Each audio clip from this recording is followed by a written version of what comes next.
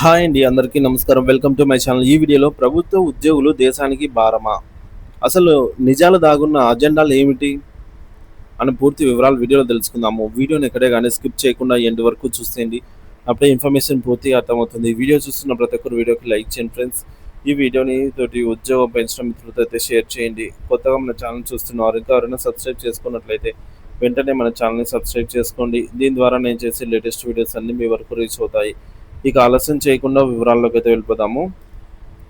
Friends, విషయానికి వచ్చినట్లయితే ఇటీవల ఒక ఆంధ్ర పత్రికలో వచ్చినటువంటి కథనం తీవ్ర చర్చనీయాంశమైంది. కేంద్ర రాష్ట్ర ప్రభుత్వ ఉద్యోగులు, పెన్షనర్ల జీతభత్యాలు, పెన్షన్లు, ఇతర సౌకర్యాల వల్ల అయ్యే ఖర్చు విపరీతంగా పెరిగిపోయిందని, ఇది 2047 నాటికి భారతదేశం వికసిత భారత్, అభివృద్ధి చెందిన దేశంగా మారాలి అన్న లక్ష్యానికి పెను అడ్డంకిగా మారిందని ఆ ఆంగ్ల కథనం సారాంశం.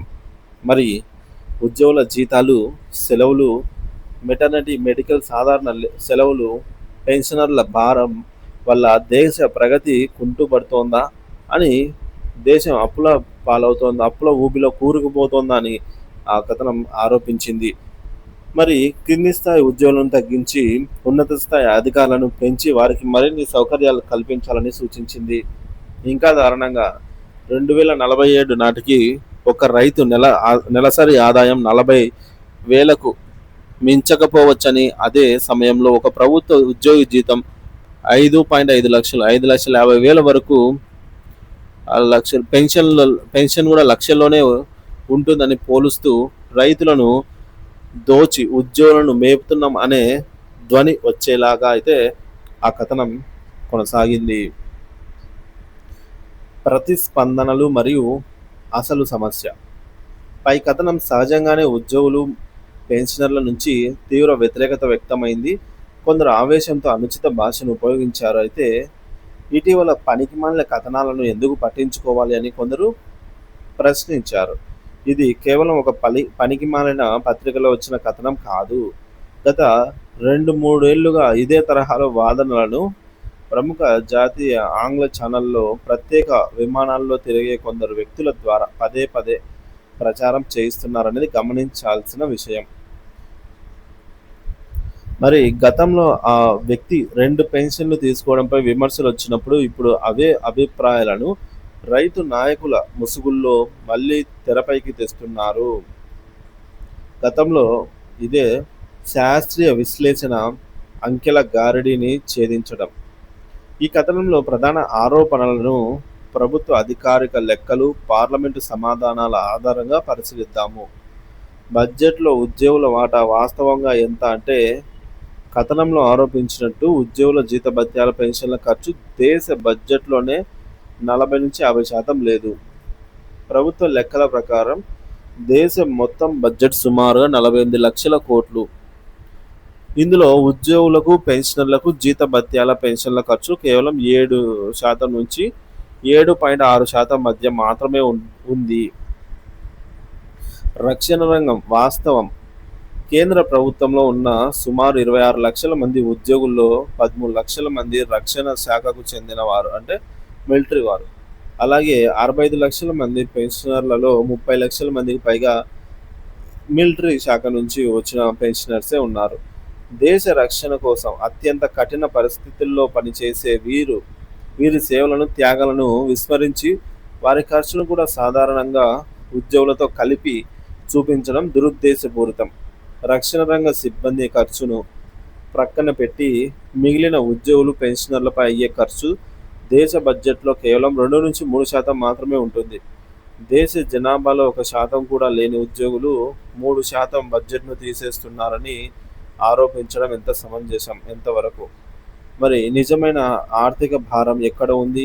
కార్పొరేట్ రాయితీల మాట ఏంటంటే, ఉద్యోగుల జీతాలను భూతద్దంలో చూపిస్తున్న ఈ విశ్లేషకులు పారిశ్రామికవేత్తలకు, కార్పొరేట్ సంస్థలకు ప్రభుత్వం ఏటా ఇస్తున్న లక్షల కోట్ల రాయితీల గురించి ఎందుకు మాట్లాడరు? పార్లమెంటు సాక్షిగా కేరళ ఎంపీ జేబీ మాదర్ హిషాన్ రాజ్యసభలో అడిగిన ప్రశ్నకు కార్పొరేట్ వ్యవహారాల మంత్రిత్వ శాఖ ఇచ్చిన సమాధానం ప్రకారంగా 2019 నుండి 2023 వరకు పారిశ్రామికవేత్తలకు ఇచ్చిన రాయితీల విలువ 7.74 లక్షల కోట్లు. అయితే ఈ రాయితీల వల్ల దేశానికి తిరిగి వచ్చిన ఆదాయం ఎంత, దేశ ప్రగతికి జరిగిన మేలు ఎంత అనే లెక్కలు మాత్రం తమ వద్ద లేవని మంత్రిత్వ శాఖ అంగీకరించింది. ఇకపోతే ఇతర రాయితీల వరద. చిన్న మధ్య తరహా పరిశ్రమల పేరుతో పెద్ద పారిశ్రామికవేత్తలే రాయితీలు పొందుతున్నారనేది బహిరంగ రహస్యము.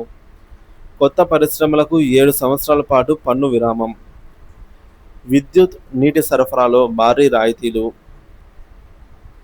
ప్రజాధనంతో నిర్మించిన రోడ్లు, మౌలిక సదుపాయాలు, కోట్లాది రూపాయల విలువైన ప్రభుత్వ భూములను 99 ఏళ్లకు లీజుకు నామమాత్రపు ధరకు కట్టబెట్టడము, కొన్నేళ్లకు పారిశ్రామికవేత్తలకు రద్దు చేసిన బ్యాంకు రుణాలు 16 లక్షల కోట్లు.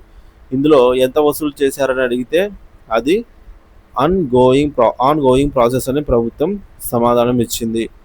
టూరిజం అభివృద్ధి పేరుతో స్టార్ హోటళ్లకు, విమానం రంగానికి, ఫ్యాషన్ డిజైనింగ్ పరిశ్రమలకు, పారామెడికల్ సంస్థలకు విపరీతమైన రాయితీలు, పన్ను మినహాయింపులు ఇస్తున్నారు. ఒక టెలికాం కంపెనీ ₹1,00,000 పెట్టుబడితో ప్రారంభమై 30,000 కోట్ల స్పెక్ట్రమ్ను వేలంలో దక్కించుకొని నెల తిరిగేలోపు మరో పెద్ద సంస్థకు అమ్మేసిన ఉదాంతం. దానిపై సుప్రీం కోర్టులో 10 ఏళ్లుగా నడుస్తున్న కేసు విస్మరించలేనివని. ఈ లక్షల కోట్ల రాయితీల వల్ల దేశానికి ఎంత మేలు జరిగిందో లెక్కలు చెప్పకుండా కేవలం 2-3% బడ్జెట్ వాటా ఉన్న ఉద్యోగులను విలన్లుగా చిత్రీకరించడం ఎంతవరకు న్యాయం? మూడోది, రైతులతో పోలిక, కుట్రపూరిత ఎత్తుగడ. దేశ జనాభాలో 45% పైగా ఉన్న రైతులకు బడ్జెట్లో కేటాయిస్తున్నది కేవలం 2.6% అని చెబుతూ 1% లోపు ఉన్న ఉద్యోగులకు అంత ఖర్చు పెట్టడం ఏంటని ప్రశ్నిస్తున్నారు. మరి 1% కంటే తక్కువ ఉన్న పారిశ్రామికవేత్తలకు లక్షల కోట్ల రాయితీలు ఇవ్వడంపై ఎందుకు ప్రశ్నించరు? రైతులకు ఇచ్చే రాయితీలను ఉద్యోగులకు ఇచ్చే జీతాలను పోల్చినప్పుడు పారిశ్రామికవేత్తలకు ఇచ్చే రాయితీలను కూడా రైతులతో పోల్చాలి కదా. రైతులకు ఇచ్చే రాయితీల వల్ల దేశానికి ఆహార భద్రత లభిస్తే పారిశ్రామికవేత్తలకు ఇచ్చే రాయితీల వల్ల వారి ఆస్తులు పెరగడం తప్ప సామాన్యుడికి, దేశానికి ఒరిగింది ఏమిటి? షెడ్యూల్ 6 ప్రకారంగా ఏటా 4-5 లక్షల కోట్లు పారిశ్రామికవేత్తలకు ఇస్తున్న రాయితీల గురించి ఆ కథనంలో ఎందుకు ప్రస్తావించలేదు? టమోటా ధర రూపాయికి పడిపోయినప్పుడు ఈ రైతు నాయకుడు ఎందుకు మార్కెట్ యార్డ్ల వద్ద పోరాడరు? రైతుల సమస్యలపై ఢిల్లీలో 1.5 పాటు జరిగిన ఉద్యమంలో కనిపించకుండా వీరు ఇప్పుడు ఉద్యోగులపై విషం చిమ్మడానికి ఎందుకు ముందుకు వస్తూ ఉన్నారు? అలాగే ఉద్యోగుల పనితీరు వాస్తవాలు. తక్కువ పనితీరు, ఎక్కువ ఉద్యోగ భద్రత అనేది ప్రభుత్వ ఉద్యోగులపై తరచూ వేసే ముద్ర. కానీ ఒక రాష్ట్ర ప్రభుత్వం అందించే 650 రకాల సేవలను క్షేత్రస్థాయిలో ప్రజలకు చేరవేసేది ఈ ఉద్యోగులే. విద్య, వైద్యం, రెవెన్యూ, శాంతి భద్రతలు, సంక్షేమ పథకాల అమలు వంటి కీలకమైన బాధ్యతలను నిర్వహిస్తున్నది వీరే.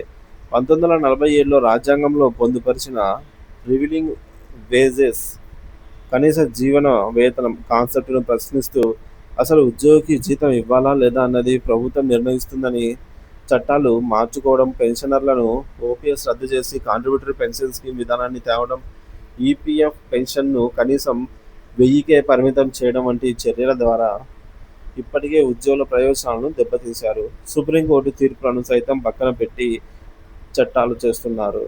సో దాగి ఉన్న అసలు అజెండా ప్రైవేటీకరణ. కింది స్థాయి ఉద్యోగులను తగ్గించడంపై పై స్థాయి వారిని పెంచండి అనే సూచన వెనుక ఒక స్పష్టమైన అజెండా ఉంది. విధానపరమైన నిర్ణయాలు తీసుకుంటూ కార్పొరేటర్లకు అనుకూలంగా వ్యవహరించే పై స్థాయి అధికారులు ఉండాలి. క్షేత్రస్థాయిలో సేవలు అందించే కింది స్థాయి ఉద్యోగులు పోతే ఆ ఖాళీలను కాంట్రాక్ట్ అవుట్సోర్సింగ్ పద్ధతిలో తక్కువ జీతాలకు యువతతో భర్తీ చేయవచ్చు.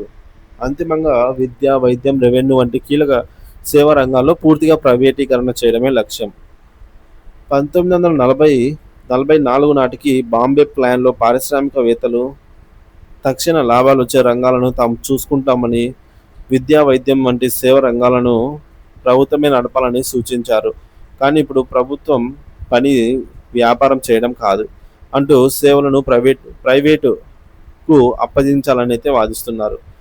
జనన మరణ ధృవీకరణ పత్రం నుంచి ప్రతి సేవకు రుసుము వసూలు చేసి అందులో కొంత ప్రభుత్వానికి ఇచ్చి మిగిలింది తాము లాభంగా తీసుకునే వ్యవస్థను ప్రోత్సహిస్తున్నారు.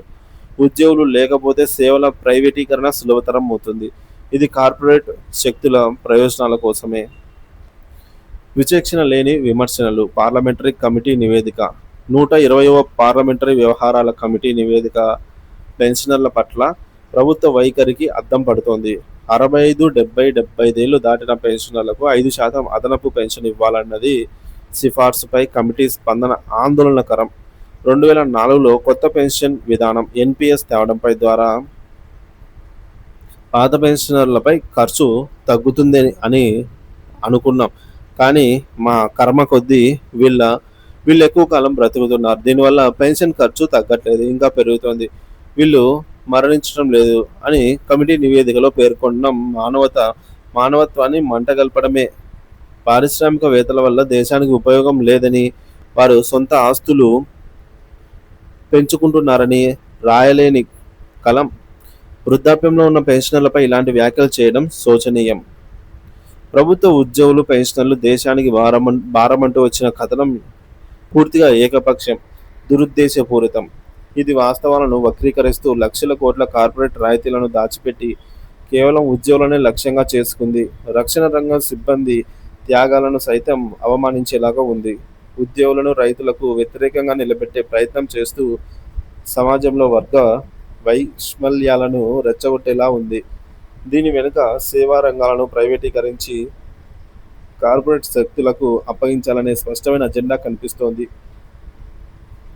ఇటువంటి తప్పుడు ప్రచారాలను తిప్పికొడుతూ వాస్తవాలను ప్రజల ముందుంచాల్సిన అవసరం ఎంతైనా ఉంది. దేశ ప్రగతికి ఉద్యోగులు, రైతులు, పారిశ్రామికవేత్తలు అందరూ కీలకమే. కానీ కొందరిని విలన్లుగా చిత్రీకరించి మరికొందరిని అయాచిత లబ్ధి చేకూర్చే ప్రయత్నాలను సహించకూడదు.